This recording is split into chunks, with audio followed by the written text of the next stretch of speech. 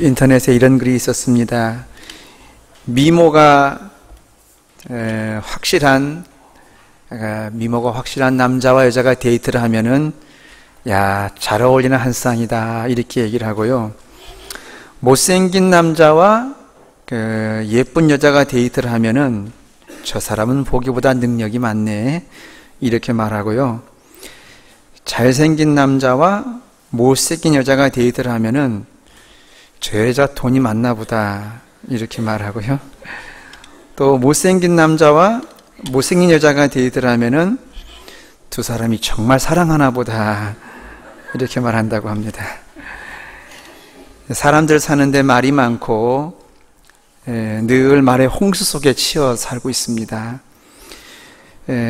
그런데 만약 말이 없다면 어떻게 이 세상이 살아갈 수 있을까요?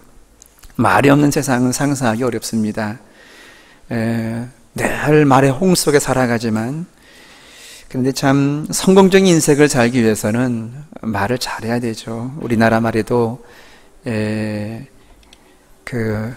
말 한마디에 천냥빛을 갚는다 이렇게 이야기를 하고 있지 않습니까? 사람을 볼 때 그 사람의 인격은 그 사람의 쓰는 말로 결정이 되는 수가 많습니다. 모습은 멀쩡한데 그 입을 열 때 손해를 많이 보는 사람이 있습니다. 그냥 가만히 있으면 되는데 입을 열면 천박한 말이 나온 사람이 있습니다. 대화를 나누다 보면은요, 그분의 인격이 뻔히 보이는 사람들이 있습니다. 그러나 겉으로 보기에는 글쎄 뛰어난 것 같지 않고 별볼 없어 보이는데 대화를 하다 보면은요, 그 말 속에서 품위가 느껴지고 야, 정말 고급스럽다 이렇게 느껴지는 사람들이 있습니다. 자신의 인격과 품격이 언어를 통해 나타나게 되는데 악한 사람들과 조금만 대화를 하다 보게 되면은 그 입에서 더러운 말들이 나옵니다. 악한 사람들은 말이 약하고 교만한 사람들은 말부터가 교만합니다. 음란한 사람들은 말부터가 음란합니다. 여러분, 전기가 있기 때문에 이제 우리가 조명이 되고 또 이렇게 마이크도 되고 또 여러 가지 많은 유용한 것들이 전기를 통해서 이루어지는데, 그런데 그 전기를 순리적으로 잘 유용하지 만약에 전기를 잘못 사용하면은 화재가 발생합니다. 감전됩니다. 큰 혼란이 일게 되는 것입니다.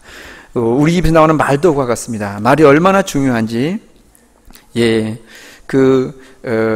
말 때문에 이제 사람이 죽고 삽니다. 잠언에 있는 말씀은요, 죽고 사는 것이 혀의 권세에 달려 있다고 말합니다. 사람의 혀는 새치밖에 되지 않지만 사람을 죽이기도 하고 살리기도 한다는 것입니다. 오늘 본문에 출애굽한 이스라엘 백성들이 하는 이야기가 이들에게 앞으로 40년의 불행을, 아니 영원한 불행을 가져오게 되었다는 이야기입니다. 출애굽한 이들이 결국은 약속의 땅 가나안 땅까지 오게 되었습니다. 모세는 12명의 정탐꾼들을 가나안 땅으로 보내서 정탐하게 했습니다. 이들이 정탐하고 돌아와서 보고를 하는데 12명 가운데 2명인 여호수아 갈렙의 보고와 나머지 10명의 보고가 달랐습니다. 자, 갈렙과 여호수아의 보고는 어떤 보고였습니까? 7절부터 9절까지 나오는 이야기죠. 한번 읽어볼까요? 7절에서 9절. 이스라엘 자손의 온 회중에게 말하여 이르되 우리가 두루 다니며 탐지한 땅은 심히 아름다운 땅이라. 여호와께서 우리를 기뻐하시면 우리를 그 땅으로 인도하여 들이시고 그 땅을 우리에게 주시리라. 이는 과연 적과 꾸려는 땅이니라. 다만 여호와를 거역하지 말라. 또 그 땅 백성을 두려워하지 말라. 그들은 우리의 먹이라. 그들의 보호자는 그들에게서 떠났고 여호와는 우리와 함께 하시느니라. 그들을 두려워하지 말라 하나. 이렇게 보고했습니다. 근데 나머지 10명은 정반대로 아주 부정적으로 보고를 했습니다. 그 앞에 13장, 민수기 13장 맨 뒷부분이죠. 31절에서 33절까지 말씀 읽어볼까요? 민수기 13장 31절 말씀부터 읽어보겠습니다. 시작. 그와 함께 올라갔던 사람들은 이르되 우리는 능히 올라가서 그 백성을 치지 못하리라. 그들은 우리보다 강하니라 하고 이스라엘 자손 앞에서 그 정탐한 땅을 악평하여 이르되 우리가 두루다니며 탐지한 땅은 그 거주민을 삼키는 땅이요 거기서 본 모든 백성은 신장이 장대한 자들이며 거기서 네피림 후손인 아낙 자손의 거인들을 보았나니 우리는 스스로 보기에도 메뚜기 같으니 그들의 보기에도 그와 같았을 것이니이다. 이러한 악평을 하고 부정적으로 이야기를 하고 그럴 때에 낙심하는 말을 할 때에 이 말을 들은 이스라엘 백성들이 좌절했습니다. 원래요, 말이라고 하는 것은 전염성이 있습니다. 좋은 말도 전염성이 있지만 나쁜 말은 전염성이 더 큽니다. 예, 좋은 말보다 나쁜 말이, 또 긍정적인 말보다 부정적인 말이 전염성이 더 크게 되어 있습니다. 그 2명이 긍정적인 말하고 10명이 부정적인 말하니까 이거는요, 긍정적인 말은 다 묻혀버리고 부정적인 말이 도배해 버렸습니다. 그래서 이스라엘 백성 전체가 술렁이기 시작을 했습니다. 그들은 원망이 가득 찼습니다. 모세를 원망합니다. 그리고서는 우리가 애굽에서 죽었거나 광야에서 죽었더라면 좋았을 것을 어찌하여 우리를 이곳까지 데리고 와서 여기서 죽게 하느냐라고 원망을 쏟아 부었습니다. 그런데 이스라엘 백성들이 이런 원망의 말을 오늘 본문에 보니까 하나님이 들으셨다는 것입니다. 그리고 하나님께서 그들에게 말씀한 것이 오늘 본문입니다. 우리 본문 28절부터 30절 말씀까지 읽어보겠습니다. 시작. 그들에게 이르기를 여호와의 말씀에 내 삶을 두고 맹세하노니 너희 말이 내 귀에 들린 대로 내가 너희에게 행하리니 너희 시체가 이 광야에 엎드러질 것이라.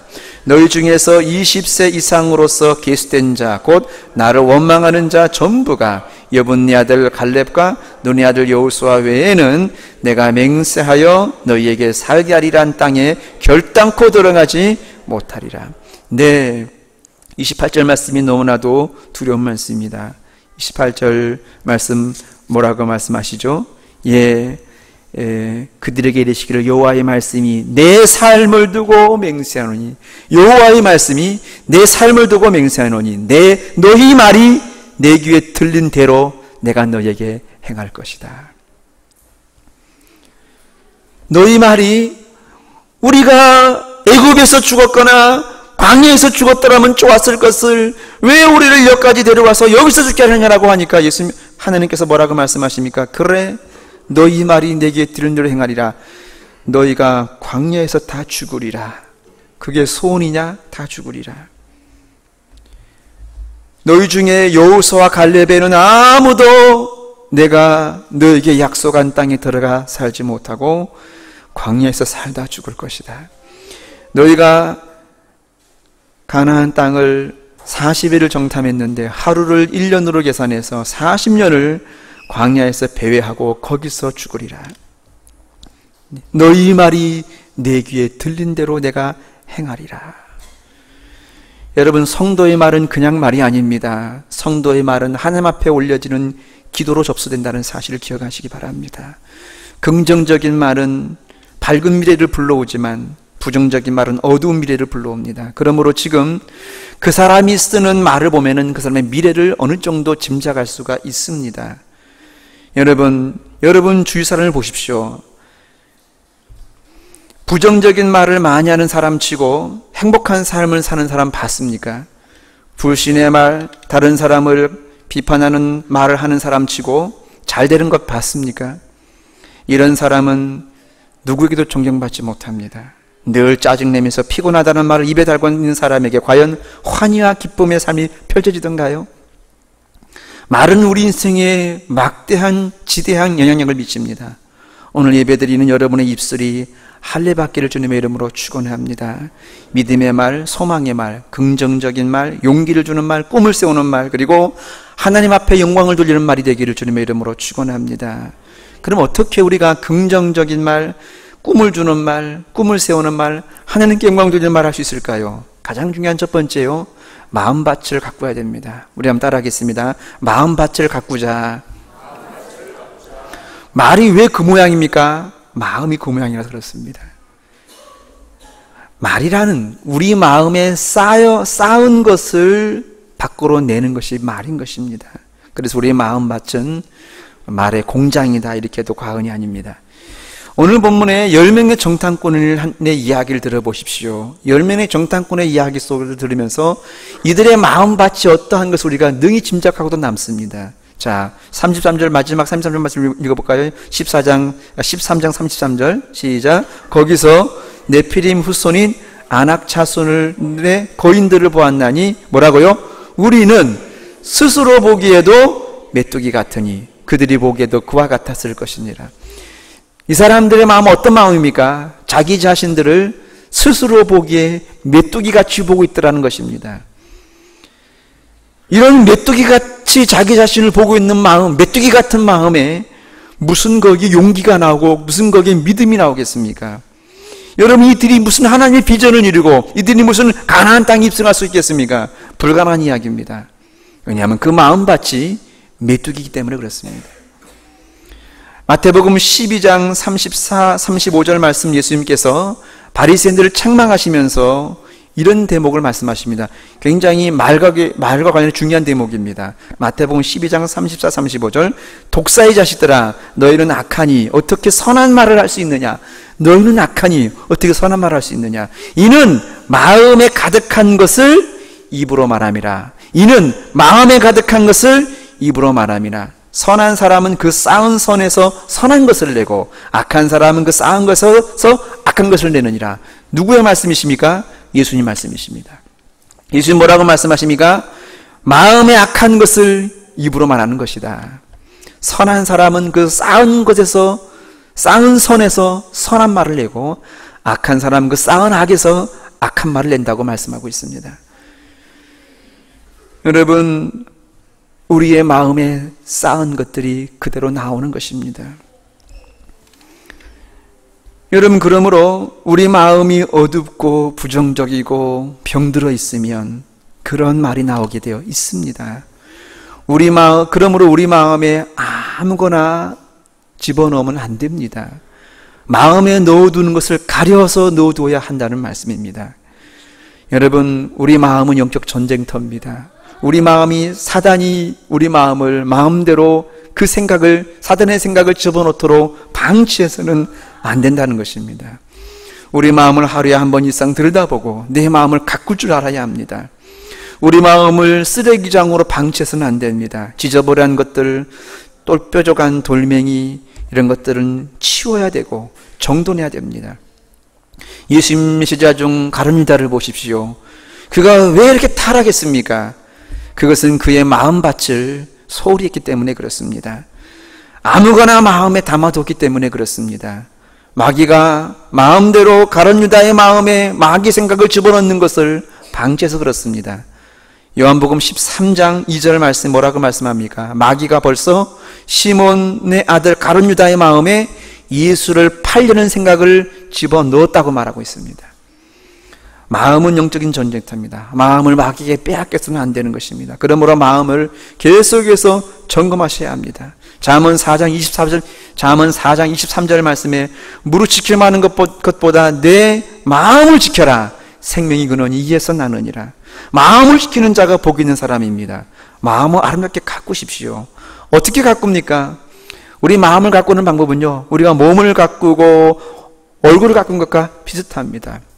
여러분, 몸을 어떻게 가꿉니까? 몸을 가꾸기 위해서는요, 좋은 음식을 먹고 규칙적으로 살고 운동을 하는 거죠. 그래서 몸을 단련시키지 않습니까? 그래서 힘이 없는 몸이 아니라 힘 있는 몸, 탄탄한 몸, 병을 이겨내는 몸, 그런 몸으로 가꾸지 않습니까? 그런 것처럼 우리 마음을 나약하게 가꾸면 안 됩니다. 우리 마음을 단단하게, 건강하게, 웬만한 어려움을 이겨낼 수 있는 그런 단단한 마음으로 가꿔야 하는 줄로 믿습니다. 여러분, 그러기 위해서 우리 마음에 좋은 영양, 양식을 먹어야 돼요. 마음에 양식을 쌓으십시오. 양식을 쌓고 우리 마음을 또 단련하십시오. 그리고 조그만 어려움이 있으면은요, 그걸 단련하십시오. 마음을 건강하게 만드는 기회로 삼으시기를 바랍니다. 제가 언제 말씀드리지 않습니까? 여러분, 어떻게 헬스장에서 근육이 생기는 줄 압니다? 근육이 생기는지 압니까? 여러분 이제 아령을 들을 때에 몇 번 들든지 간에 마지막 안 들려올 때 있습니다. 그러면 근육을 다 쓴 겁니다. 그때부터 한 번, 두 번 들으면서 근육이 커지는 겁니다. 그런 것처럼요, 우리 삶 가운데 한계를 만나고 어려움 만나고 위기를 만나면 내 마음을 근육을 키우는 기회, 내 마음을 건강하게 만드는 단련의 기회로 삼기를 주님의 이름으로 축원합니다. 여러분 얼굴을 어떻게 가꿉니까? 여러분 하루에 한 번 이상 거울 보지 않습니까? 오늘 아침에 나올 때도 여러분 거울 보고 나왔죠? 예, 거울 안 보고 나온 사람 있습니까? 다 거울 보지 않습니까? 왜요? 가꾸기 위해서 거울 보는 것입니다. 그런 것처럼 우리는 내 마음을 들여다볼 줄 알아야 하는 줄로 믿습니다. 어떤 사람은요, 자기 마음을 볼 줄을 몰라요. 자기 마음을 들여다볼 줄을 몰라요. 여러분, 내 마음을 들여다볼 줄 알아야 하는 줄로 믿습니다. 하나님 말씀은 내 마음을 보여주는 거울이라고 합니다. 하나님 말씀을 읽으면 내가 보여요. 예. 그래서 여러분 말씀을 읽으면서 묵상하면서 여러분 마음을 들여다보시길 바랍니다. 내 마음이 이렇게 생겼구나. 내 마음에 이런 상처가 있구나. 내 마음에 이런 아픔이 있구나. 내 마음에 이런 지금 버려야 할 것이 있구나. 그러면요, 여러분 마음을 자꾸 정돈하고 가꾸는, 아름답게 가꾸는 여러분 그러한 노력이 필요한 줄로 믿습니다. 여러분 마음을 가꾸십시오. 마음밭을 가꾸십시오. 옥토가 되게 하십시오. 할렐루야. 그것이 바로 여러분 믿음의 말, 긍정적인 말, 축복의 말을 할 수 있는 그런 힘이 되는 줄로 믿습니다. 두 번째, 어떻게 믿음의 말, 긍정적인 말, 그리고 꿈을 세우는 말 할 수 있을까요? 마음을 가꾸는 게 첫 번째라면 두 번째는요, 마음의 소원을 따라 말하는 것입니다. 우리 한번 따라 하겠습니다. 마음의 소원을 따라 말하자. 다시 한번, 마음의 소원을 따라 말하자. 무슨 말입니까? 많은 사람들이 마음의 소원을 따라 말하는 것이 아니라 감정을 따라 말하는 어리석은 짓을 범하고 있다는 것입니다. 여러분, 감정이라고 하는 것은 여러분 편 아닙니다.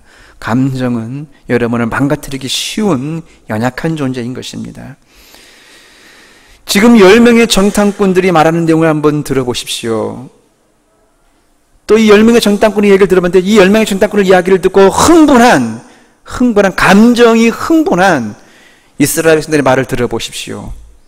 그들은 흥분하고 실망하고 절망하고 낭망하고 그리고 모세를 원망하고 돌을 들어 모세를 죽이려고 합니다. 우리가 애굽에 들어간 것이 낫지 않느냐. 그러면서 다시 한번 우리 민수기 14장 2절 말씀 읽어볼까요? 14장 2절 말씀 시작. 이스라엘 자손이 다 모세와 아론을 원망하며 온 회중이 그들에게 이르되 우리가 애굽 땅에서 죽었거나 이 광야에서 죽었으면 좋았을 것을 어찌하여 여호와가 우리를 이 땅으로 인도하여 칼에 쓰러지게 하려 하는가. 우리의 처자가 사로잡히리니 애굽으로 돌아가는 것이 낫지 아니하냐 그랬습니다.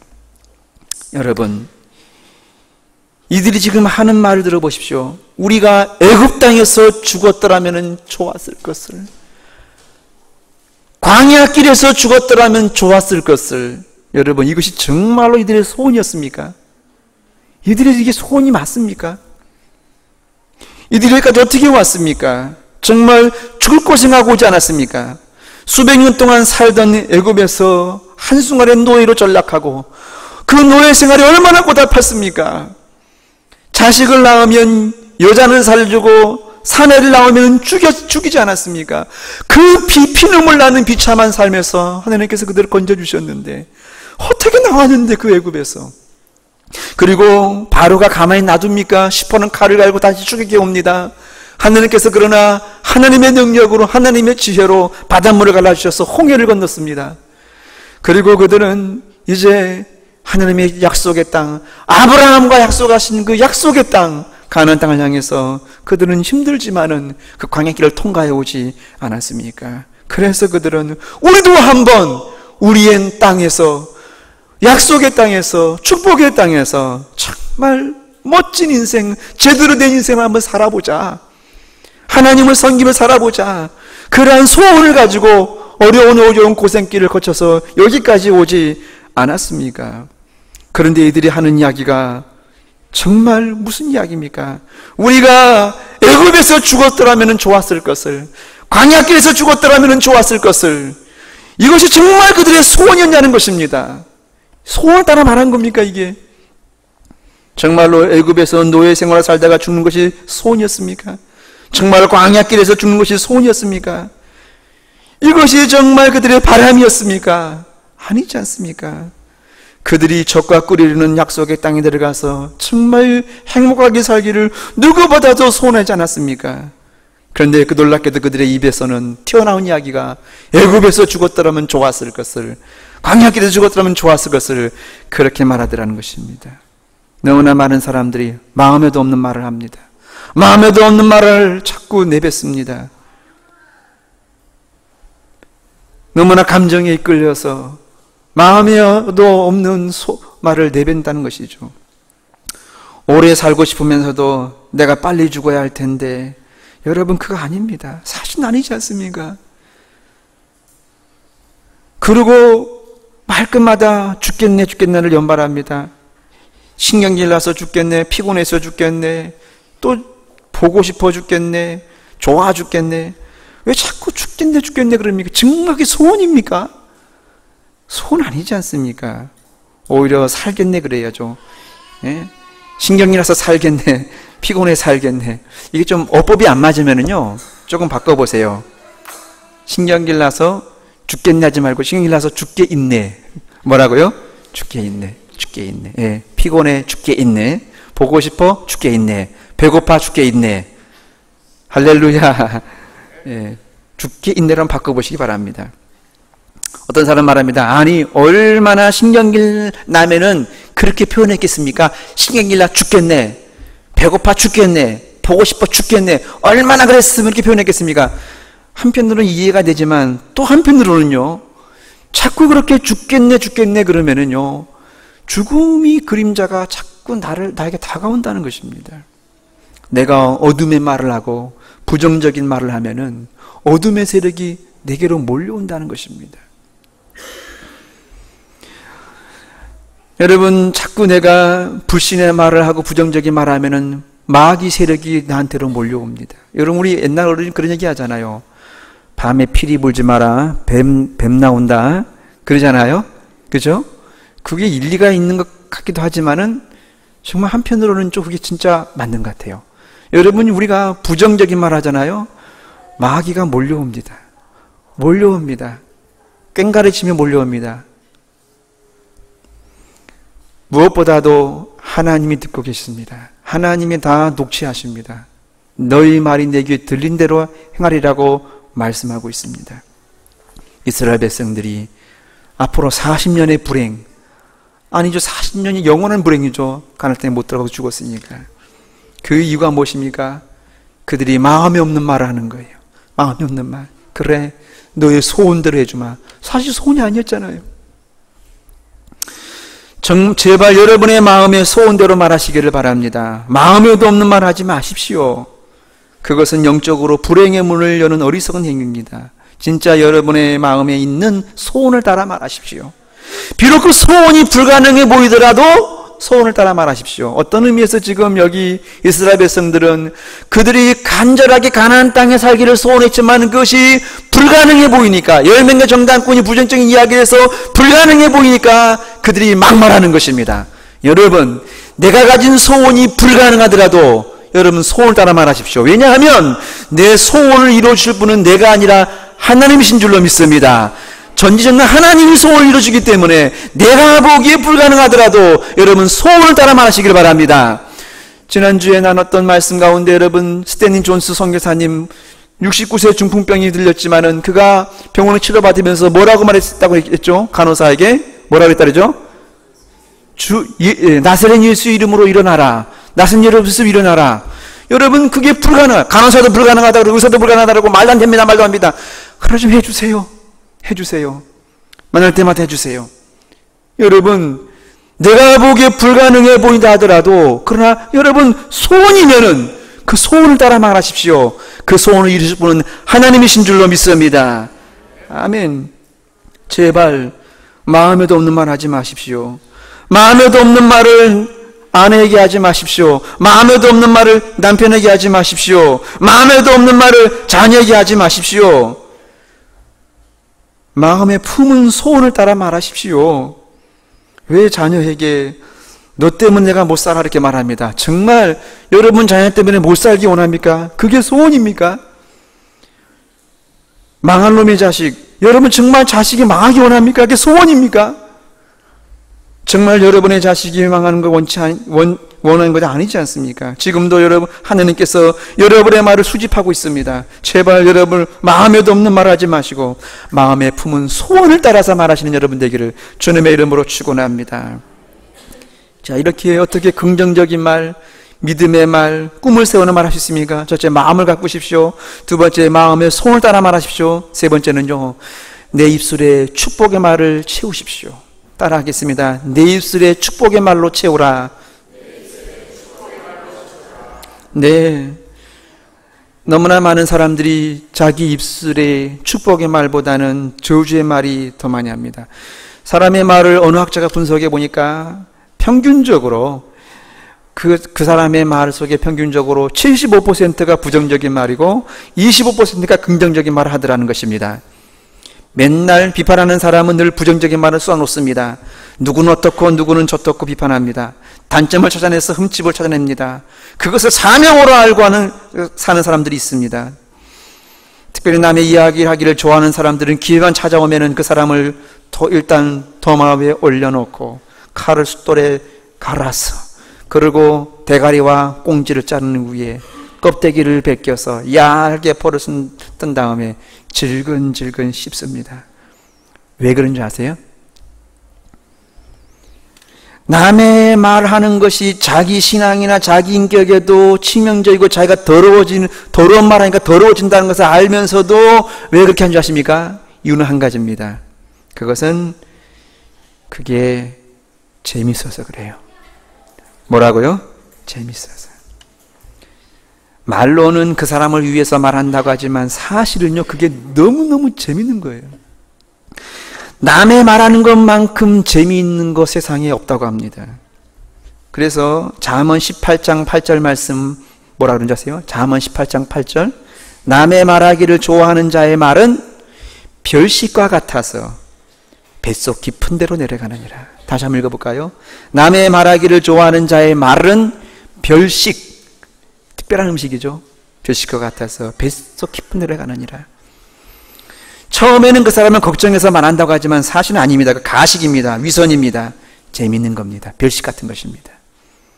그것은 마약에 중독되듯이 별식같이 여러분 벗어나기 어려운 것이죠. 걱정해 주는 것처럼 말합니다. 아닙니다. 걱정은 위선입니다. 포장입니다. 재미있는 것입니다. 중독입니다. 별식 같은 것입니다. 똑같은 말씀을 잠언 26장 22절도 말하고 있습니다. 단하 토시 하나 틀리지 않습니다.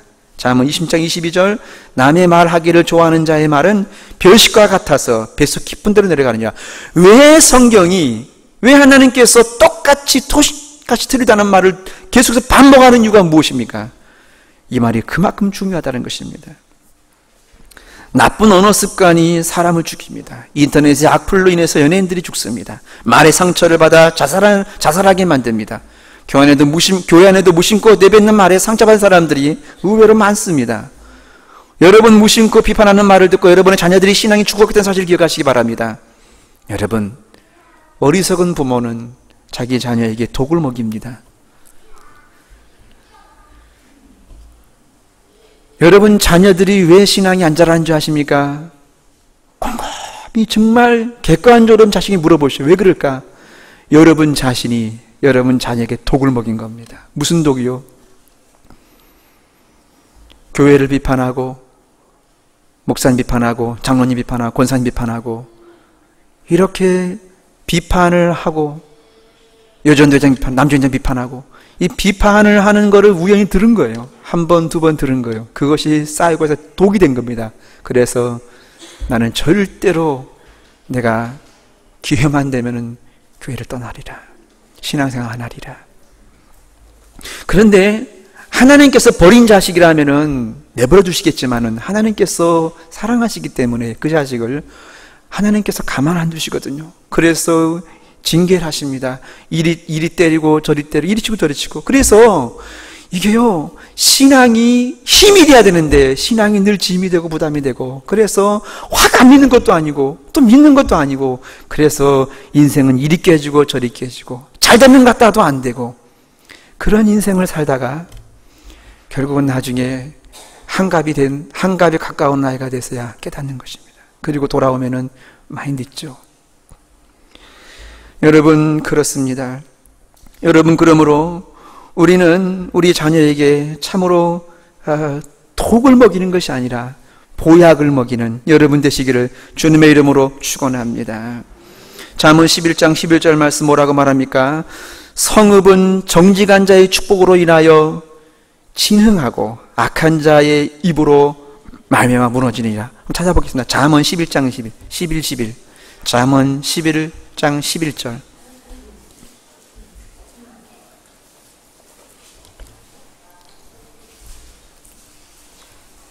같이 한번 읽어볼까요? 잠언 11장 11절.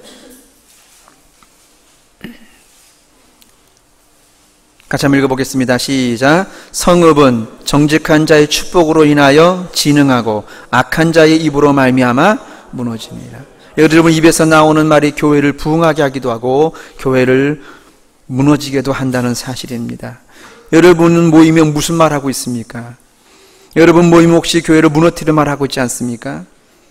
교회가 힘이 없는 이유는 딱 한 가지입니다. 끼리끼리 모이면 무너뜨리는 말을 하기 때문에 그렇습니다. 여러분, 그건 가정도 마찬가지, 교회도 마찬가지, 국가도 마찬가지, 모든 일 마찬가지입니다. 아니면 여러분이 모이면 교회를 진흥하게 하는 말 합니까? 그러면 교회는 부흥하게 되어 있습니다. 진흥이 부흥이란 말이죠. 여러분, 우리가 서로를 향해서 세우고 축복하는 말을 할 수 있기를 주님의 이름으로 축원합니다. 이제 말씀을 맺습니다. 우리 찬양 같이 한번 드릴 텐데요. 제가 이혜인 씨의 시를 하나 읽어드리겠습니다. 말을 위한 기도, 제목이 말을 위한 기도입니다. 이혜인 씨의 시. 내가 이 세상에 태어나 수없이 뿌려놓은 말들이 어디서 어떻게 열매를 맺을까 조용히 헤아려 볼 때가 있습니다. 무심코 뿌린 말의 씨라도 그 어디선가 뿌리를 내렸을지 모른다고 생각하면 왠지 두렵습니다. 더러는 허공으로 사라지고, 더러는 어떤 이의 가슴 속에서 좋은 열매를 또는 언짢은 열매를 맺기도 했을 언어의 나무. 내가 지닌 언어의 나무에도 멀고 가까운 이웃들이 죽어간 크고 작은 말의 열매들이 주렁주렁 달려 있습니다. 둥근 것, 모난 것, 밝은 것, 어두운 것, 향기로운 것, 반짝이는 것. 그 주인의 얼굴은 잊었어도 말은 죽지 않고 살아서 나와 함께 머뭅니다. 살아있는 동안 내가 할 말은 참 많은 것도 같고 적은 것도 같고, 그러나 말이 없이는 단 하루도 살 수 없는 세상살이, 매일 돌처럼 차고 단단한 결심을 해도 슬기로운 말의 주인이 되기는 얼마나 어려운지요. 날마다 내가 말을 하고 살도록 허락하시고 하나의 말을 잘 탄생시키기 위하여 먼저 잘 침묵하는 지혜를 깨우치게 하소서. 해프지 않으면서 풍부하고 강박하지 않으면서 유쾌하고 과장하지 않으면서 품이 있는 한마디 말을 위해 때로는 진통 겪는 어둠의 순간을 이겨내게 하소서. 내가 어려서부터 말로 저지른 모든 잘못, 특히 사랑을 거스린 비방과 오해의 말들을, 경솔한 속담과 편견과 위선의 말들을 용서하소서. 나날이 새로운 마음, 깨어있는 마음, 그리고 감사하는 마음으로 내 언어의 집을 짓게 하시어 해처럼 환히 빛나는 삶을 당신의 은총 속에 이어가게 하소서. 아멘. 우리 사랑하는 성도 여러분, 여러분의 축복의 통로가 되기 원합니까? 입술의 할례를 받으십시오. 모든 복이 입술에서 나오는 것입니다. 먼저 여러분의 언어의 공장에 마음을 아름답게 가꾸십시오. 말씀과 기도로 채우십시오. 그리고 마음의 소원을 말하십시오. 마음에도 없는 말 하지 마십시오. 그리고 여러분 하는 말이 마귀가 듣습니다. 하나님이 듣습니다. 그리고 축복의 말을 여러분의 입술에 채우십시오. 축복의 말은 성읍을 진흥하게 한다고 말씀하고 있습니다. 우리 이 말씀 기억하면서 우리 같이 한번 찬양 드리겠습니다. 주님 도와주실 때까지